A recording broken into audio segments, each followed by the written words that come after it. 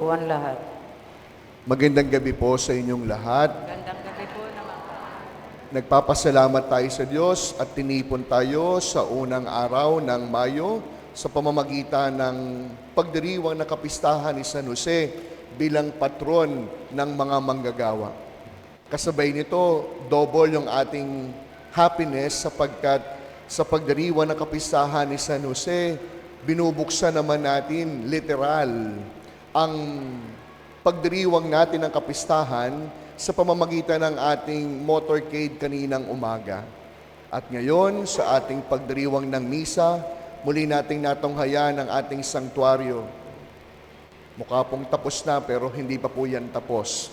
Pero nagpapasalamat tayo sa Diyos, nagpapasalamat tayo kay San Jose, sa ating mahal na Birhen, sa kanilang patuloy na pagbibigay sa atin ng lakas at inspirasyon upang magpatuloy sa ating misyon. Ngayon po, hindi lamang pista opisyal, kung kaya nga po't wala tayong pasok at holiday. Ngayon, ating pinagdiriwang ang kapistahan ni San Jose, ang patron ng mga manggagawa. It is quite ironic because as we celebrate the feast of Saint Joseph the Worker, it is holiday and therefore we don't have work. Kung kailan ipinagdiriwang ang patron ng mga manggagawa, wala naman tayong ginagawa sapagkat walang pasok. Ano ang siyang itinuturo sa atin ng kapistahang ito? Itinuturo po ang isang dakilang katotohanan na kahit po ang likha o gawa ng ating mga kamay, ibig sabihin, ang ating trabaho, ang ating kabuhayan, ito'y maaaring maging daan ng ating sariling kabanalan. Imagine, sa pamamagitan lang pala ng paggawa, pwede tayong maging banal. Sa pamamagitan pa lamang ng ating sariling paggawa, gamit ang ating skills, kakayahan at kamay, pwede rin tayong tanghaling banal ng ating simbahan. Bakit? O sa paanong pamamaraan? Una, kung ang ating bawat pagtatrabaho ay gagawin ng may hindi lamang kahusayan, kundi gagawin po natin ng may katapatan. Kung ang ating bawat pagtatrabaho, huhusayan at gagawin ng buong katapatan, pwede tayong maging banal. Pinababanal, hindi lamang yung ating sarili, kundi pinababanal din natin ang mga makikinabang sa ating gawa. That is why, my dear friends, we participate in God's work of creation. Nagiging bahagi po tayo ng kanyang paglikha. We become God's co-creator. Abay, mantakin ninyo, sa pamamagitan lamang ng isang skill, nakakagawa po tayo. Kaya alam niyo ngayon, personal ko pong iniaalay ang misang ito, yung mga workers po natin gumawa ng ating simbahan. No? Yung pong mga kalalakihan na dito ay nagtrabaho upang mapaganda yung ating sanktuaryo. Alam niyo, kapag kausap ko po sila, lagi pong bahagi ng aking paalala, habang nagpupukpok, habang nagtutornilyo, habang naglalagari, sabi ko, magdarasal po kayo. Sabi ng isang worker natin, pwede po ba yun, Father? Nagdarasal? Nagtatrabaho? Sabi ko, oo. Habang ginagawa yung bubong, magdasal kayo at sabi niyo sa Panginoon, Panginoon, itong trabaho ko to, iniaalay ko para sa bubong ng simbahan mo. Ikaw na ang bahala sa bubong ng aming tahanan. Panginoon, habang naglalagari ako para sa mga kisame ng simbahan mo, tulungan mo rin ako upang sa gayon may masulingan ang aking pamilya. You see, my dear friends, that is the basic reason why we are gathered this evening, not only to celebrate the feast of Saint Joseph, but also to realize that reality, we become God's co-creator. Nagiging bahagi tayo ng kanyang pinababanal na pagdilikha.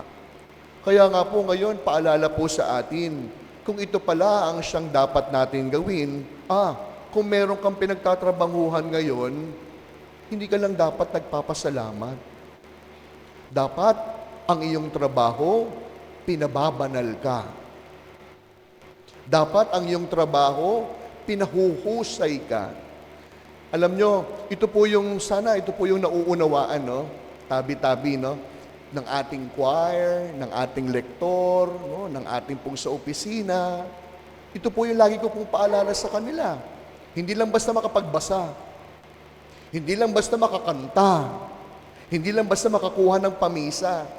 Laging iisipin, sa pamamagitan ng aking trabaho, abay mantakin po ninyo, pag maganda yung choir, hindi ba nakapagdadasal tayo?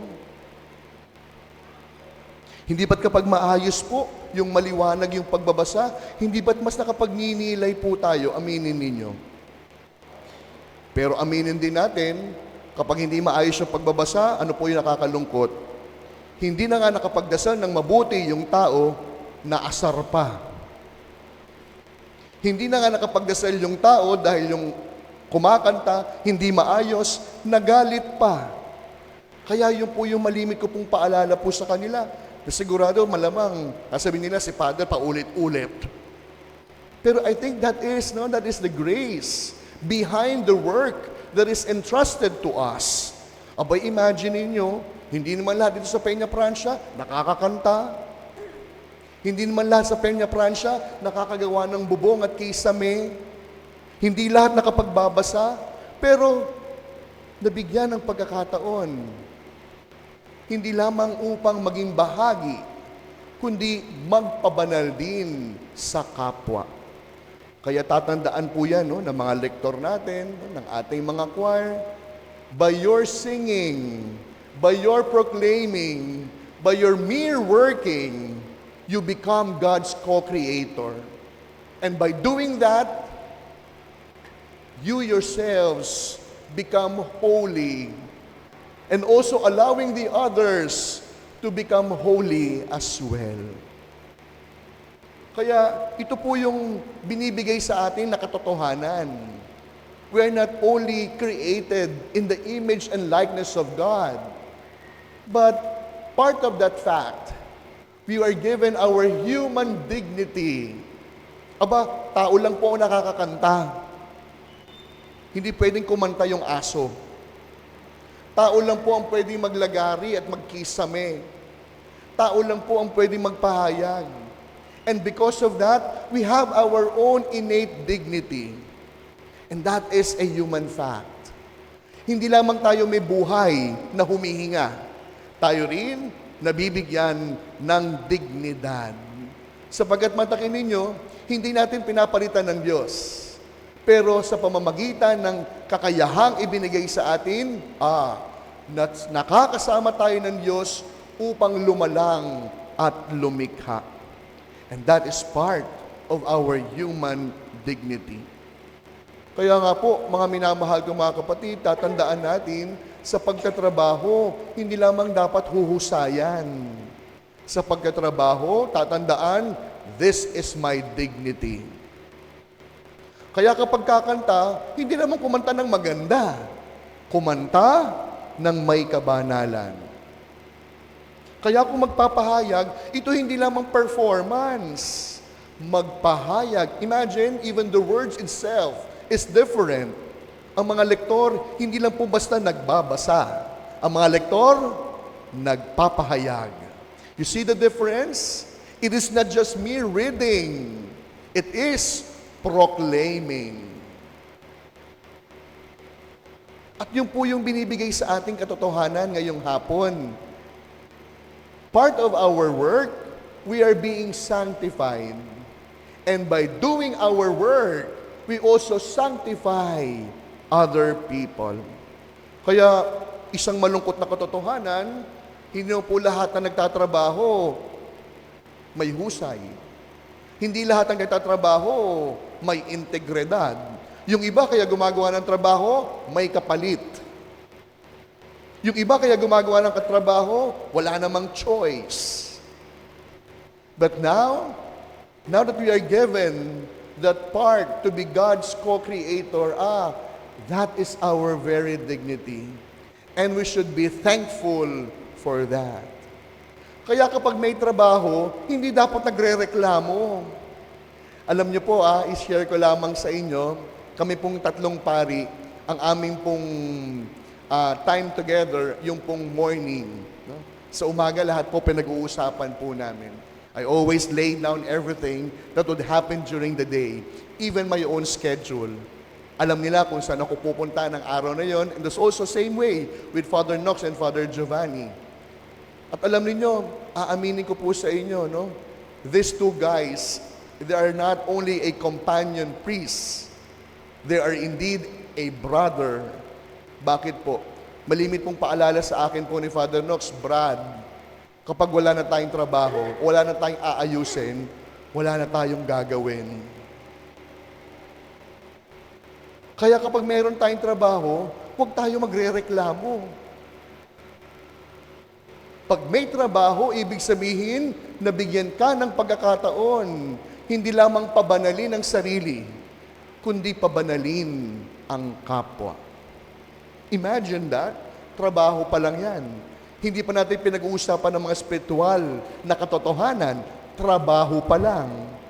Pero sa pamamagitan pa lang ng trabaho, pwede tayong maging santa at santo. Kaya nga po sa Ebanghelyo, pansinin ninyo, mismong sa lugar ni Jesus, hindi siya gumawa ng himala. Bakit? Simple po lamang, ang bawat himala ng Diyos namumuhunan. Namumuhunan hindi lamang sa kabutihan ng tao, kundi sa kanyang kakayahan na maging bahagi. Kung dasal po tayo ng dasal na sana, Lord, may kapayapaan sa penya, pero mismong sa loob ng puso, walang kapayapaan, hindi ho mangyayari yon.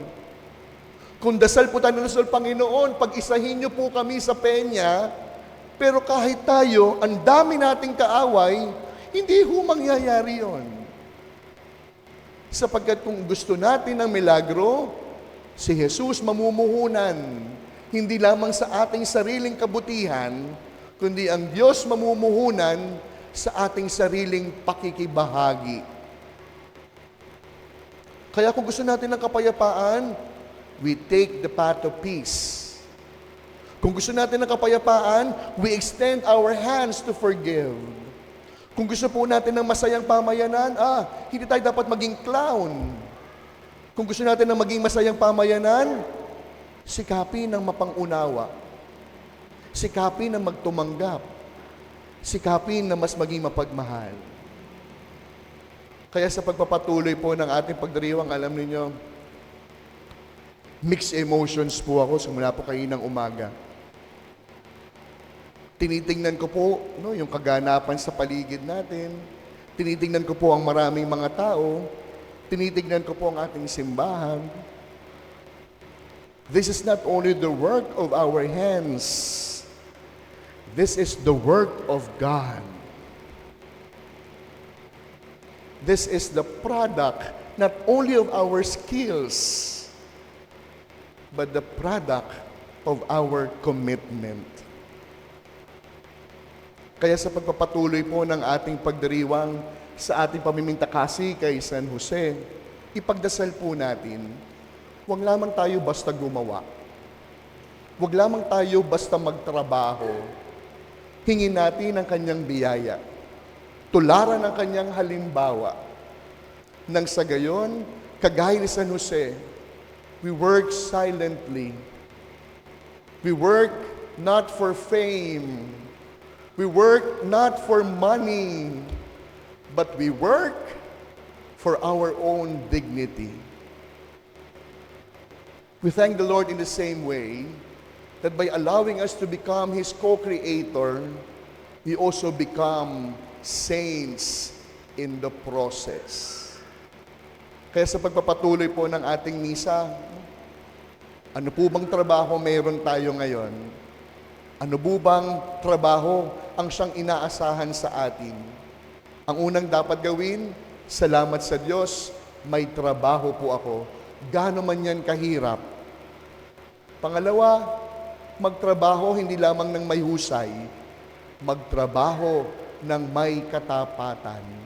Nang sa gayon, sa pamamagitan ng ating trabaho, hindi lamang tayo pababanalin, kundi sa pamamagitan ng ating kakayahan at trabaho, ang pamayanan magiging banal din. San Jose, patron ng mga manggagawa, ipanalangin niyo po kami.